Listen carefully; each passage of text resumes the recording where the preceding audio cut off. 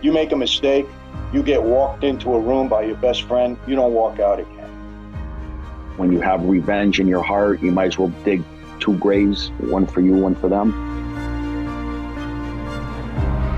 We talk about trauma, and that's been my entire life, instead of actually being in the moment and having fun. What's going on, everybody? Welcome to another episode of the Millennial's Choice Show. I am your host, Matthew Ablacan, and I am here with my brother, Danny Ablacan. What's going on? What's going on? We got a special episode for you guys today. Shout out to Skokie, Illinois, because this episode has to do with Chicago. We got some family there, and we got a great guest for you guys today. He was brought to us by one of our previous guests, Kurt Calabrese, and we are going to learn more about the Chicago outfit today. We're going to learn about Daniel Sheifert, his story, and we are going to hear it today from his son. Welcome to the show, Joey Seifert. Hey guys, thanks for having me on. Well, thanks for coming on, and we just want to get right into it. We normally do this with all of our guests. Why don't you tell us, your story, your family story? Start from the beginning, and let's learn more about you guys. Yeah, let's get into it. So the story starts back it was probably the late 60s. My dad was in his mid-20s, running in the city like a little city rat. And he was always very, always looking for a way to make a buck. He was good with his hands. He was smart. And he started doing some handyman stuff, around. And he had a friend that introduced him to an outfit guy, which I don't think he knew at the time, but it was an outfit guy. And while he was doing work on his house, my dad was talking about all the stuff he wanted to do. He wanted to do this. He had this idea for business, that idea. And he brought up fiberglass. He was getting good with fiberglass, working with fiberglass. And back in those days, that's when fiberglass was about to just take off. It was about to get really big with Corvettes and jacuzzis and boats, and so it was a profitable thing to start with. And the guy said, "Hey, I have some friends. You seem like a go-getter. We'll give you some seed money to get started. Everybody will put in a certain amount of money, and you'll be able to get started, and we'll be your partners." Your silent partners, right? Your investing partners. Yeah. Angel investors. Exactly. Not the greatest angels, but angel investors. So they got that started and got moving, and pretty quickly they started bringing in their other friends and associates. So you had Irv Weiner, Felix Aldericio, Tony Spilatro, Joey Lombardo. And these guys, for people that don't know the outfit in Chicago, these guys aren't your little guys that are running errands or opening doors for guys. These are top guys. These are bosses. These are shot, as other people call, shot callers. They're people. They're serious people. And they did good for a while. They did good. They were making a lot of money. Things started to go south, as they usually do. And I think they were running a little bit more through the business than my dad really wanted to. He thought he was going to be able to take some money, give them some money, and then go his separate way, I think. And, it doesn't work that way. Why did the Chicago mob want to kind of get involved with legitimate businesses, going all the way back to Al Capone? Can you kind of walk through that side of things first, just so that people understand why they had to go kind of get involved with legitimate business owners, just so people have a little perspective on that?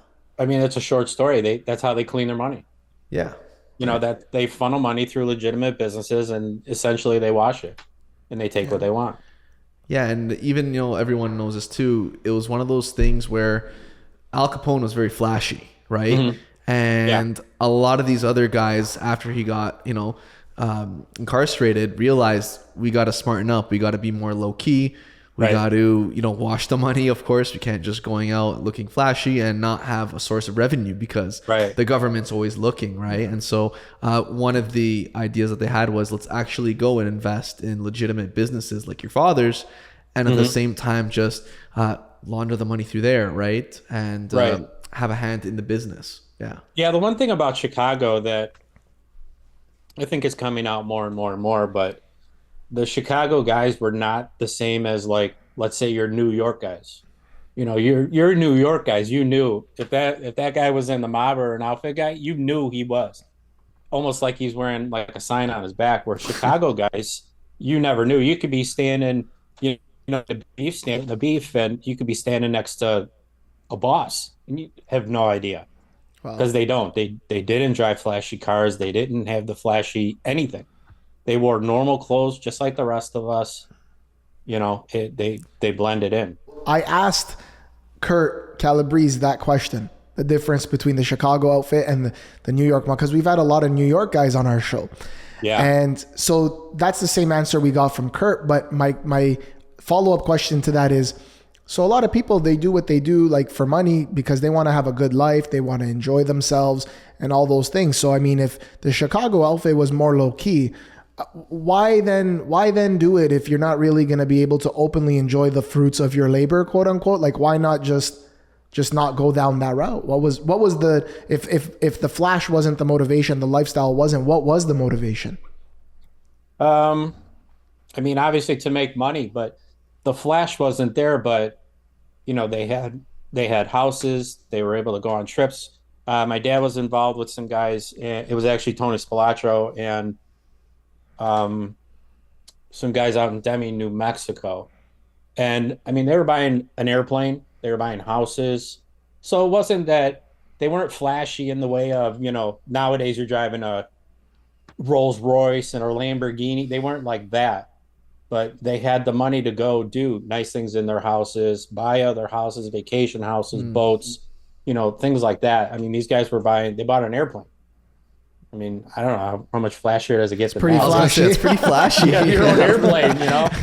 Yeah. That's dope. Like, I'm Joey who makes sandwiches over here, but yeah, I got a Cessna and I got, you know, 5 vacation houses, and, you know, they're taking trips and stuff. And the other thing that I talked about with some other people is that, you know, these guys are making serious money. I mean, serious money, you know, and it's all getting kicked up to the top guy. But where's it going from there? That's always a question that we've always talked about, you know, in other circles and with other people. Like, all that money's coming in and coming in and coming in, but where's it going? That guy's not spending it, and he's the guy on top. That's true. You know? What conclusion did you guys arrive at? Right? I mean, big business, right? Probably at that point, I mean, big business. Huge business. Yeah. You know, look at Mike Franzese. He was doing what, $8 million a week or something? Mm-hmm. And all that money's crazy. getting kicked up. Where did it go? Where did it go? Yeah. I mean, $8 million a week, that's no small change. No, that's big. So, Yeah, that's awesome. big.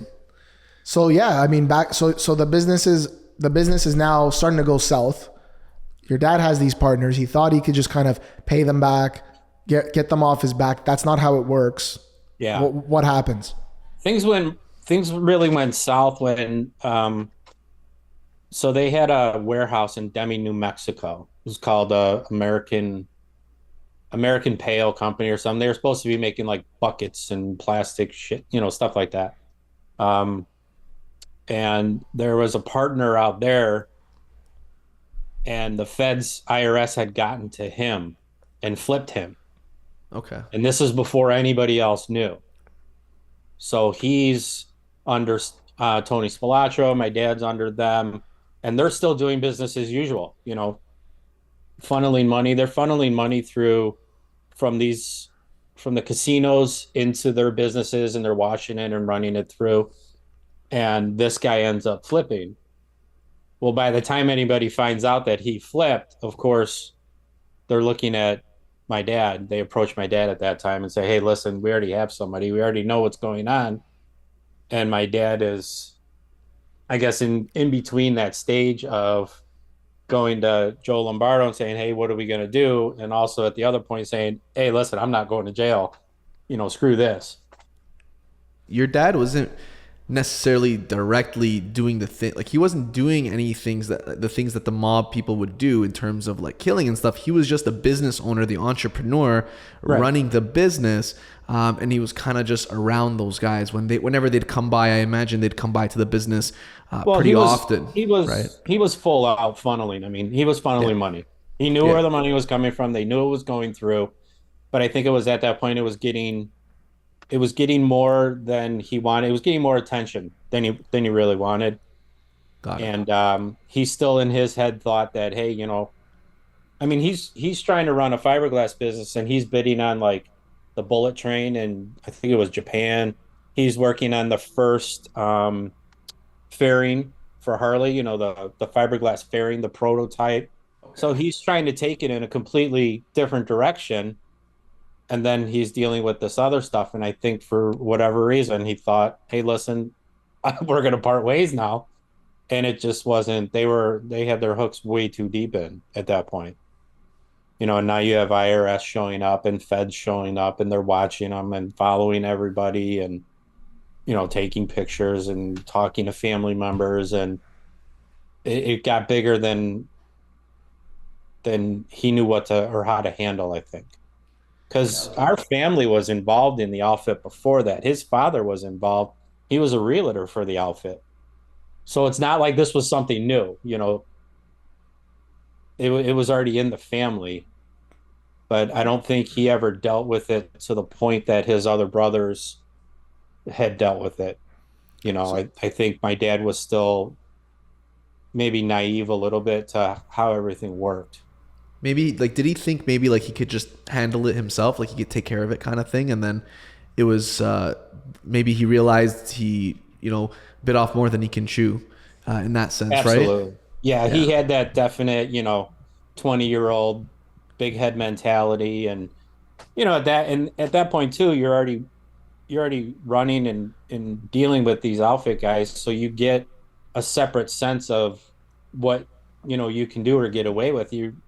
These guys are untouchable at this point in time. This is during the 70s. This is like the heyday of the outfit when they were probably the strongest.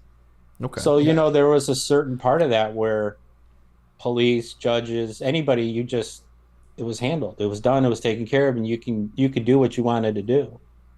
You know, so I think he still had that. He was young. He was still in his 20s. So, you know, you put that whole combination together, and yeah, I think in your head, yeah, I can do anything. I can take on the world. Yeah. You know, and it's not that way. Yeah, that's true. You know. So what ended up happening I watched a documentary that you guys had. So the FBI approached your father, I think it was at like a diner, and they just kind of like put their business cards down and said, hey, like, we know what's going on. You're involved. Yeah. Right. It was actually the IRS first. Was it the IRS first? Yeah. Okay. Yeah. And did they give him an offer, like a potential plea offer or something like that? And what ended up happening with that? Yeah, flip and give us all the information. We basically already have you, or don't, and you're going to go down with these guys and go to jail. Mm-hmm. Yeah. So he was stuck in a rock and a hard place, right? Either flipping or having to deal with the Chicago mob and the consequences there. Yeah. Yeah, and at that point, you know, I don't know, anybody, I think you can propose that question to anybody, and I think everybody's going to have a different answer, but I don't know. Maybe you want to do a year or two in jail instead of getting killed. You know, I'm not sure. It's a question that everybody's going to ask, you know, and everybody's going to answer it different. It's the most commonly commented on topic that's on our channel when we put some of these interviews up. It's everybody, just the YouTube audience, we love you and we hate you at the same time. It's just like you guys, everybody just, these effing rats and snitches and pigeons and all kinds of stuff.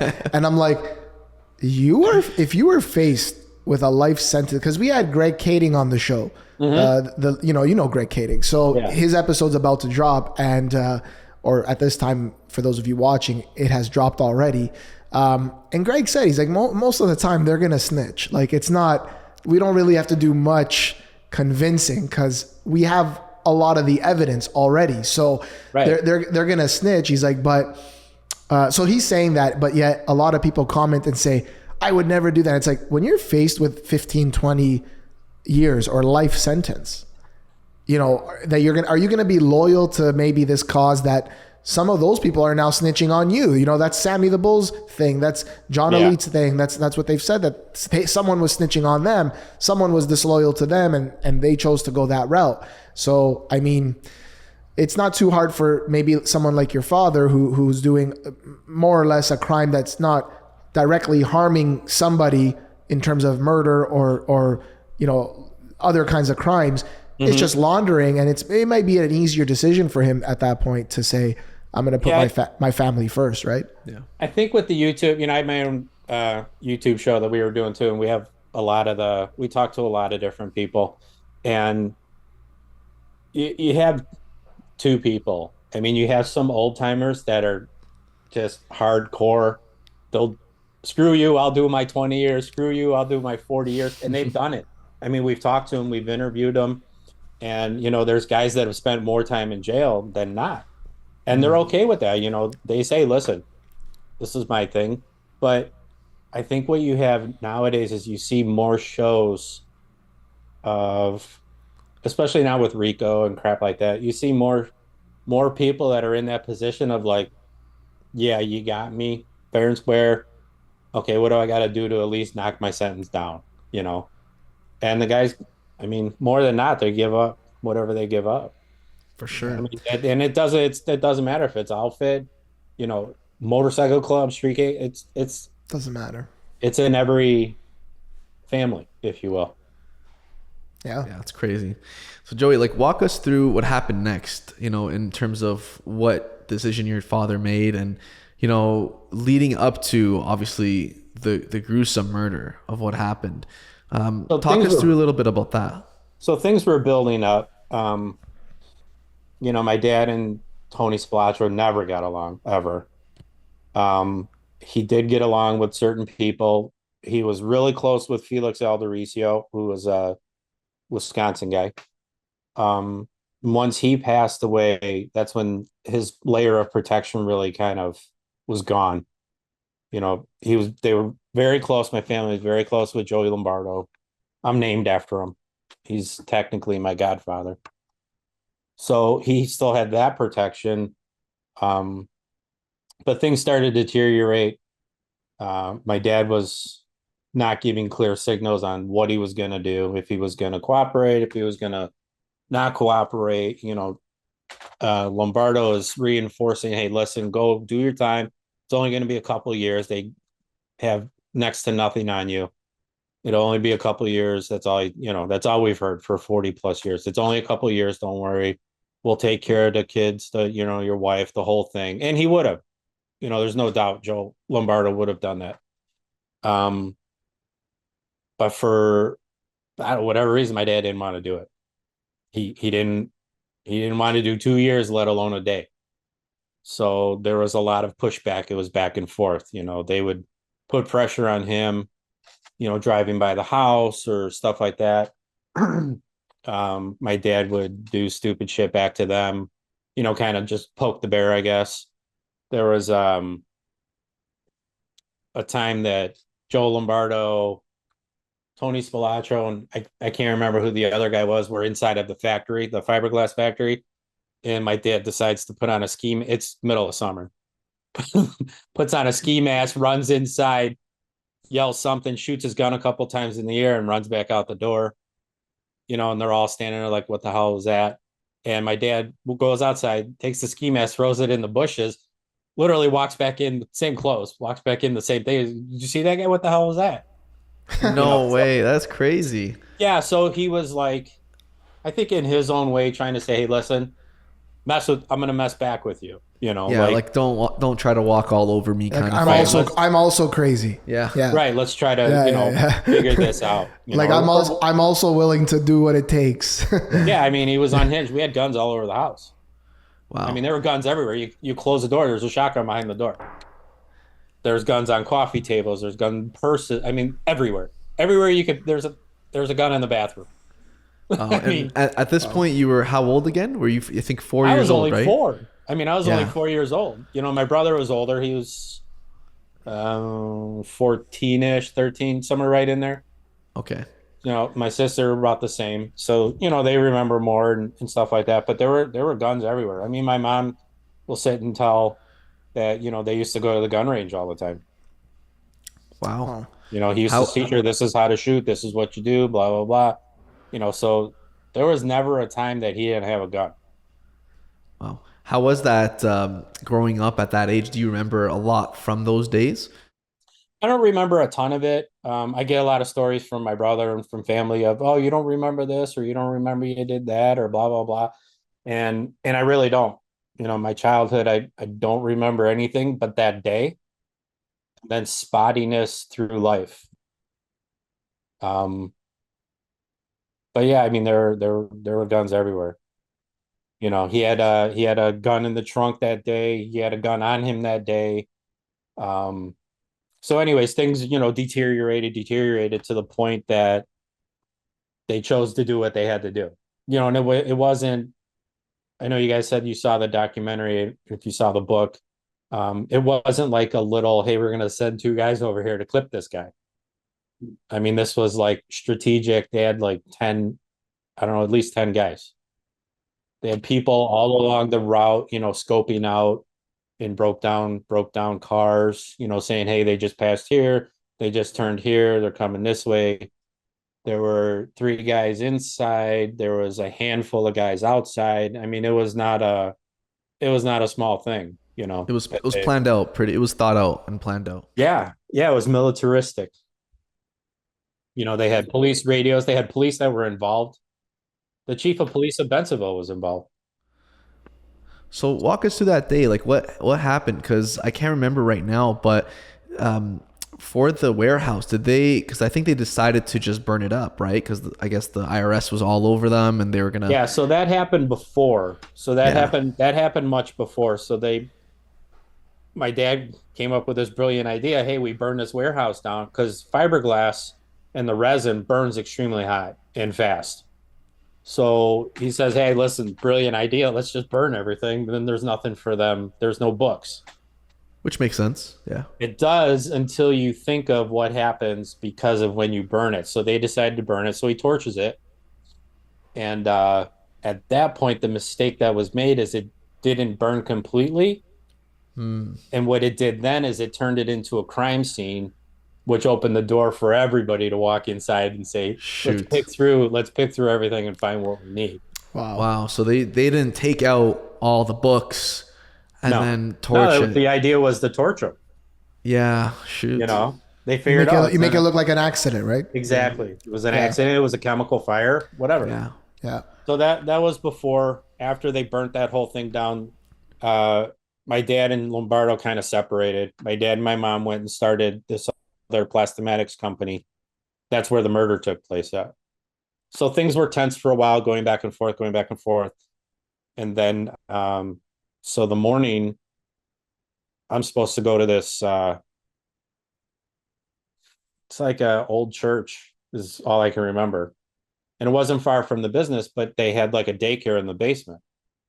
And I just didn't like that place. It smelled like, for whatever, green bean casserole and moldy wood or something. I just didn't like it as a kid. So I'm like, hey, I'm not feeling good. I don't want to go to school. So my mom's like, yeah, fine. Grab Hot Wheels, or play with the cars. She's going to do some small stuff in the office. My dad's supposed to go to some meeting. To this day, I don't think we knew where he was going, but he was supposed to go to some meeting. So we load up the car. We're driving. They're doing whatever they're doing. I'm in the back seat playing with my cars. And we get to the factory. And my dad opens the door. And then he comes back because he's grabbing the vacuum out of the trunk.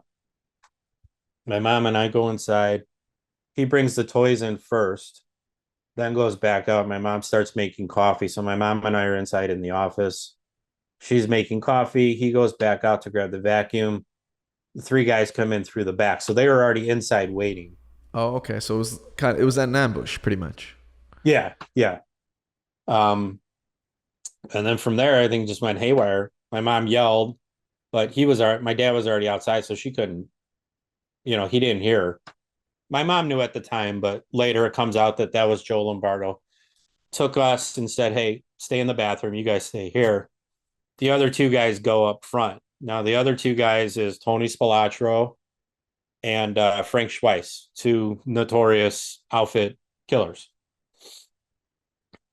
So the original idea is they were going to jump him, handcuff him, and they were going to take him somewhere else to torture him and to find out what he knew. My dad wasn't having that. So the two guys jump him. They're fighting with him. Frank Schweiss is trying to handcuff my dad. My dad's going for his gun. Tony Spilotro shoots him through the cheek. Luckily, it went through his cheek, right straight through it. So he's blood all everywhere. They're fighting. My dad ends up getting away and running out the door. So those two chase. So for a little bit of time, Lombardo stays with us. They're chasing him through. This is like a bunch of little buildings and stuff, and they're chasing him through there. My dad's running in and out of businesses and stuff like that. And he ends up getting further down the street, and one guy shoots him with a shotgun. Or no, they shot him with a pistol first and caught him in the knee. So he's still trying to run.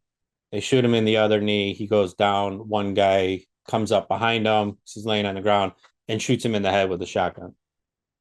So there's, a whole bunch of guys. They all take off and they end up getting into some sort of chase. A lot of police are involved and stuff. But the police end up getting called off of the chase. Really? Why was that? Well, we had a guy approach us. So obviously 40 years later, we get into the Family Secrets mob trial. And there was an officer that was there that approached us and said, hey, I was the guy that was talking to the police on the radio, telling them to back off. And he was told that he was to back off because a higher up, a superior, came through and said, tell that officer to stop that chase. So who knows? But that's the base. And then, that's where you find out, like, we ended up getting his wallet at some point later. And inside he had the chief of police's phone number in there. My dad did. And so it was, a lot of police were involved. There were sheriffs involved at the time and stuff like that. So the outfit was obviously covering their tracks. They had police radios, police scanners, and all that. That makes sense. Yeah. What goes on in your mind? You're in that bathroom. You're obviously scared, but what's going on in your mind at that point? Yeah, I mean, as a 4-year-old, I'm not processing anything. You're just scared. There's a huge bang. You hear the bang. You see blood on the wall, stuff like that. I don't think as a 4-year-old I'm processing anything at that time. I'm just staying close to my mom because that's the only thing I know. I got this other guy with a ski mask on, at that point. So I don't think at that point I was processing much. And your brother, where was he at this point? So my brother and my sister were both in school. So after everything happened, my mom ended up trying to call the police. This was obviously way before 911. So she's trying to call the police. The phone lines are busy. She ends up calling my aunt who lived close by. So she gets there, and she gets there actually before the police do, because a bunch of other businesses and people are calling, obviously. The police end up showing up. So they're going to escort. They want to take my mom to the police station. My mom's like, no, you're not taking me to any police station. You're taking me to get my other kids. So there was an escort to pick up all the kids from school. So we go pick up my sister and my brother. My brother gets in the car, and he said, I started telling him, hey, there was a robbery. Dad got hurt, blah, blah, blah. And I don't know if it was the police or my mom. Somebody said, let's, not talk about this right now. So they end up dropping us off at my grandma's. My grandma lived in Melrose Park. So they end up dropping us off at my grandma's. And then my mom and my aunt go to the police station to make whatever statements and stuff like that that they had to do. Um, then for a period of time, it was just, you can hear my mom talking in the other room to my grandma and my aunt. Like, she knew she had to tell us something because obviously my sister and my brother were older. They saw a lot more than I did. So they ended up telling us that there was an accident and he died. They just said it was an accident and he died at that point in time. Which my brother said that doesn't make sense and blah, blah, blah. And, so there was nothing for 40 years. For 40 years, we were left to, I think my mom knew plenty. She obviously knew a lot more, but she wanted to shield us from that as much as possible.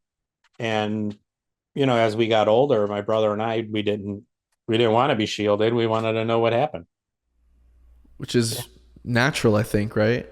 Yeah, I mean, Makes naturally, sense. you want to know what happened and you want to know who was involved. And I think the bigger question that you always want to know is why wasn't anything ever done about it? Yeah. Yeah. Why wasn't there any justice served, right? Exactly. Why was nobody ever arrested or anything? We never got any information. Everything went black. That was it. There was just once in a while you would see stuff in newspapers. I'm so surprised, like, especially with just the kind of murder it was. Like, it was point blank. Like, they were there and there had to be witnesses, there was people around. Yeah. It didn't really sound like it was like an execution necessarily, like a quick, easy execution. It was, No, it was a mess. Yeah, your dad was fighting for his life, rightfully Yeah. so. Yeah. Yeah, and it's insane how no one got arrested. That's crazy. Yeah. And, 40, I don't know, it was roughly 40 years went by. And, we get the family, everybody's living in different places, gets the knock on the door that the feds are taking everything to trial. All of a sudden, 40 years later, they solved all these cases. What happened? Like, what changed it? So actually, that's where Kurt ties in because it was his brother, Frank Calabrese Jr., that sent a letter while he was in jail with his dad and said, "Hey, I'll give you what you want. I want out. I don't want to be part of this anymore." And so he ended up wearing a wire on his dad. And then and I don't know, you'd have to ask Kurt the story, but his uncle ended up going and giving evidence on, it was 36 murders, but they only took, I think, 18 to family secrets. Got it. And how did they end up tying that back to your father's murder? So it was just, there was information on, basically information was given. I think the feds wanted Joe Lombardo for the longest time and they couldn't get him. And I think they found a way to rope him into the RICO with these other guys. And because the evidence that we saw that they told us they had was literally the same evidence that they had from 1974. There was only a couple of things that were different. They did DNA on everybody because they found actually one of the work cars that was used that day with ski mask still in the trunk in Willow Springs that had hair and stuff in there. So they did DNA on everybody. I don't remember if that was conclusive or not, but I think they used it. So they convicted him. I mean, they were going to convict him no matter what. On that point, with Joey Lombardo, share with us and talk to us a little bit about what you and your brother went through. I believe your brother's name is Nick, right? Right. Yeah. Talk to us a little bit about what you guys went through in terms of you guys looking to get some revenge for what he did to your father and the journey that brought you guys through coming out right now. Because I think, correct me if I'm wrong, you and your brother weren't speaking, I think, for like a long time, right? Yeah. I mean, he took off, went to Florida and we didn't talk for, man, I think it was like 20 years. It was a long time. Yeah, it was a long time. He was doing his thing. I was doing my thing. I don't think I really started to look into stuff seriously until I was in high school.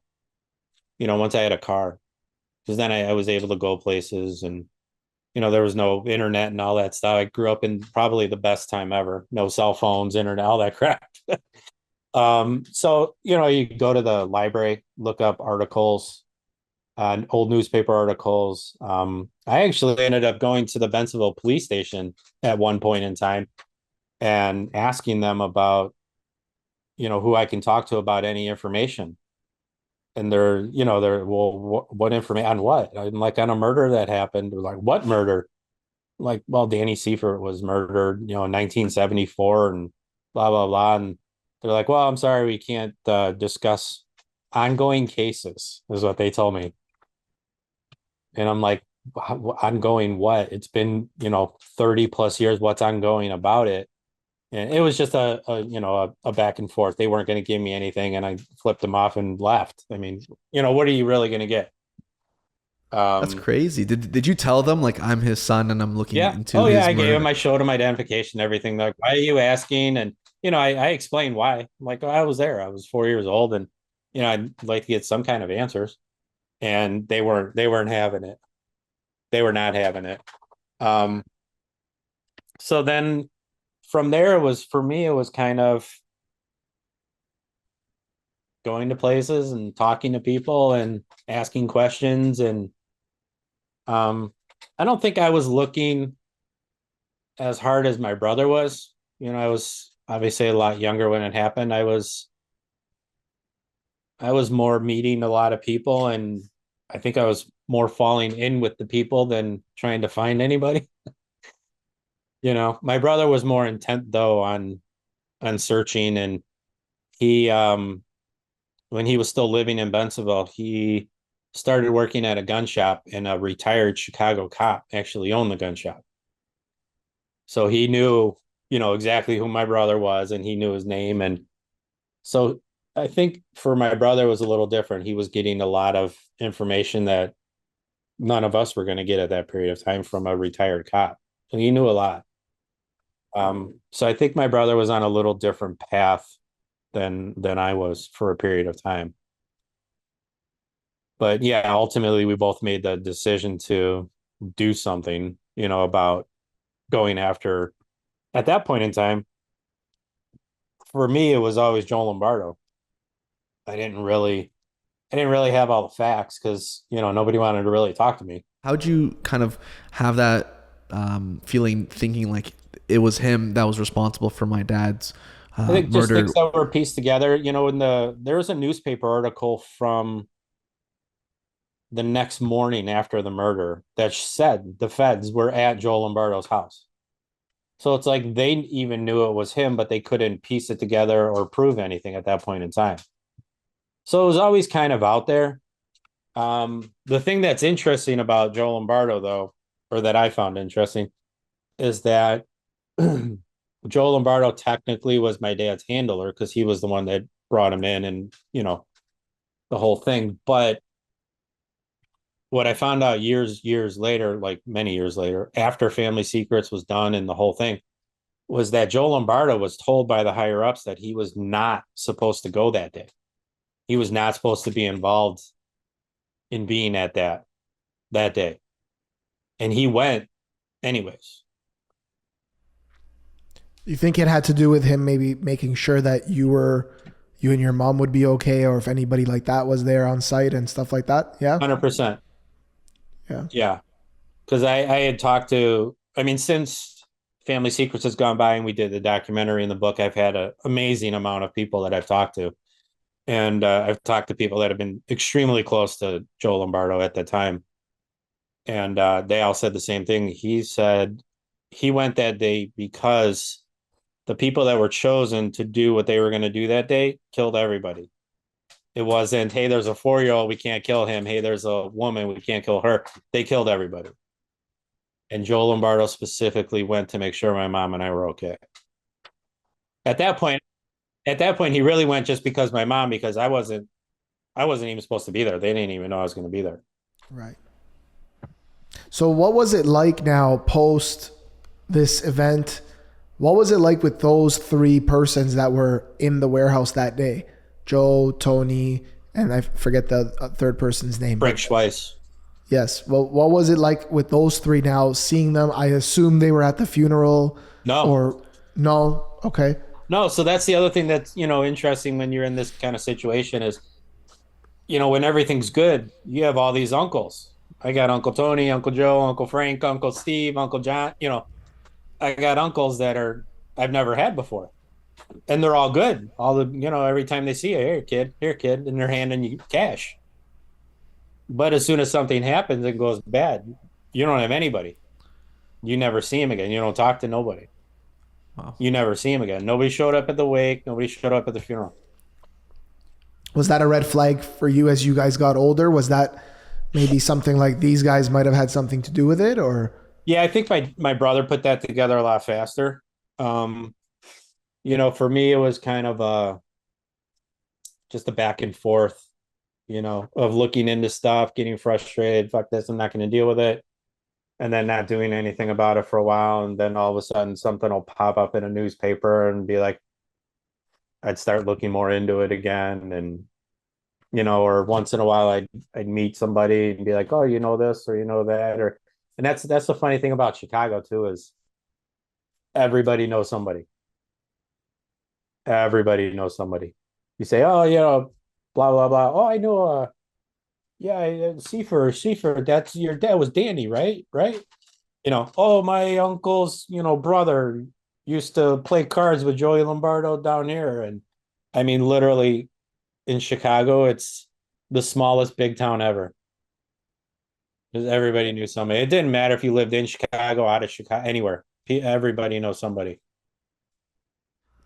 And I wanted to ask you, so now that you spoke to people that knew Joe Lombardo at that time when your father got murdered, were you kind of relieved knowing that he went there that day to kind of look out for your mom in that case, and then as a result you, because you were there, were you kind of relieved that you and your brother didn't pull the trigger? Like, what's that like? Do you and your brother talk about that in regards to what was going on in your heads at that moment? I mean, we did when we first started talking again. That was right as the trial was starting. We started talking again. And obviously neither one of us knew what the other was doing. But yeah, once we started talking, it was, we talked about what we were doing and why we didn't, do things and stuff like that. And he doesn't feel the same that I do. He still says, I wish I did. I wish I did. Yeah, and for me, I think I just had a different opinion that my focus for 30 years was on the wrong person. Not saying that he was an angel. I mean, God, he was no angel, but my focus was definitely in the wrong direction. I could have and should have been focused on other people instead of wasting time there. Was that the differentiating factor between you and your brother? Like, you kind of realized maybe like, I'm not going to get anything out of this if I pull the trigger. And then for your brother, like, what stopped him in that case? Have you guys spoken about that? Like, why'd he not make that decision to pull the trigger? I think the only time we really brought it up or talked about it was while we were actually filming the documentary. And for me, it was completely because I had two kids. I have two stepkids now, but I had two kids at that time. And, my son was just having some troubles and stuff. And I was just looking at him and I was like, I don't know how worth it is at this point. At that point, I was looking back at 30 years of screwing around and looking into people and talking to people and blah, blah, blah. And I'm like, why would I waste that 1% chance that I do get caught and they're going to have to visit me for the rest of their life in jail? Like, that's not the way that I thought things should be. I mean, that's why I didn't do it. Certain parts of the world, when a family member is murdered, there used to be what was called the Avenger of Blood, and they were allowed. I don't know if you heard of that, but they were allowed to then go and avenge the family member. So sometimes when you look at these cases and you see the amount of like anger and frustration that's in a parent or child or something, and they're willing to take that vengeance, it's like in some cultures it's the norm. It's like expected, It's expected. Yeah.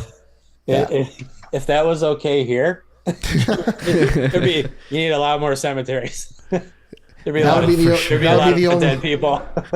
That would be the only Avengers we'd know about. Forget about this Marvel stuff. That's the only Avengers we'd hear about. Sure. But if you think about that and you take that story, and if that was okay here, then I would have avenged. If I would have went and avenged it because the law said it was okay, I would have killed somebody that went there to save my life instead of make sure I was dead.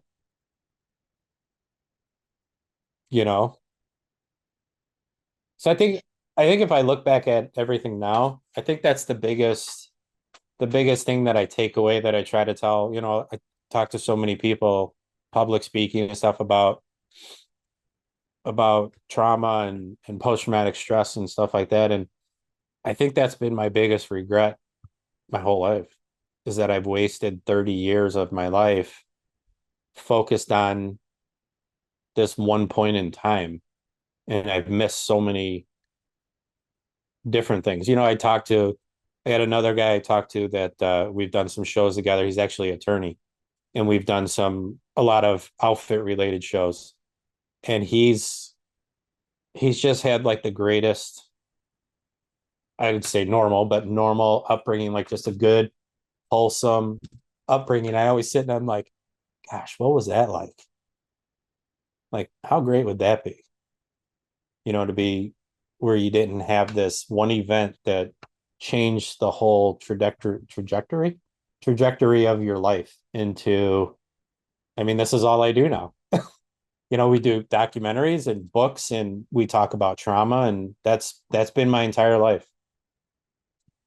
That's all that's been focused on, instead of, going on vacation and actually being in the moment and having fun.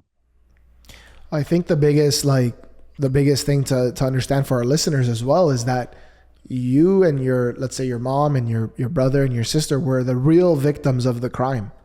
And so you guys had to live with the repercussions of your father's actions, those other people involved, that whole thing that transpired. You've had to live with that all of these years, right? So I think a lot of people because that stuff doesn't go away. It never goes away. Exactly. Sure. I'm sure even your mom, especially too, like she's probably very afraid after that time that they might come after her, right? And now she's alone with 3 kids, having to raise you guys up alone. So I can't even imagine what she went through.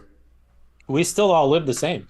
We still all live very cautiously, and we're careful who we talk to, and we're careful of what information we give out.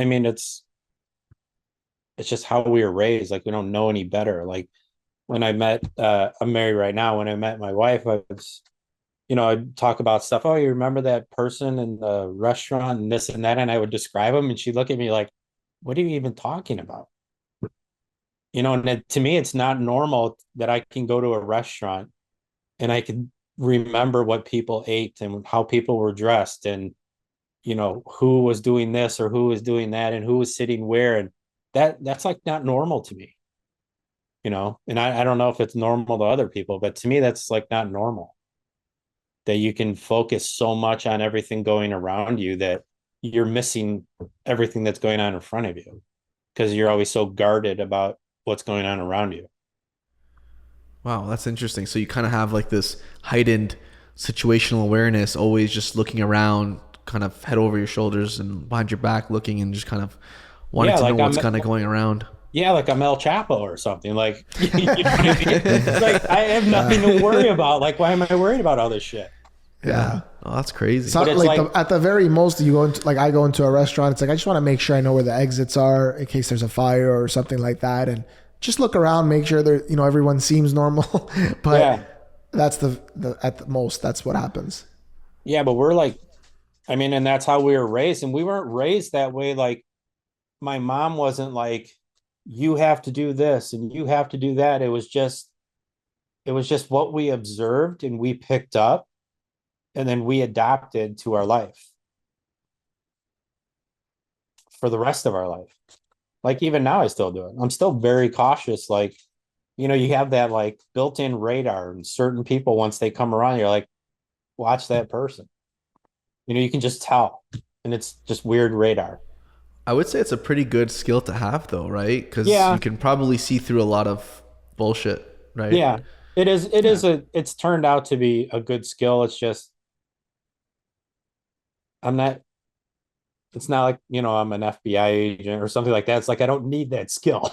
You know what I mean? It was just ingrained into me. It is a good skill to have, but it was just like ingrained into me, like not normal. What do you want to leave our listeners with? Maybe one final thought, and then tell them how they could connect with you as well in the name of your show. We're going to post all the links in the description. But besides, you left a very good, like, first of all, great episode, we feel. And also the idea of like, just the focus was the wrong focus to have for the last 30 years. That was powerful. Anything else you'd like to leave them with? Yeah. I think if you go through any type of trauma, that seek help. There's no shame in talking.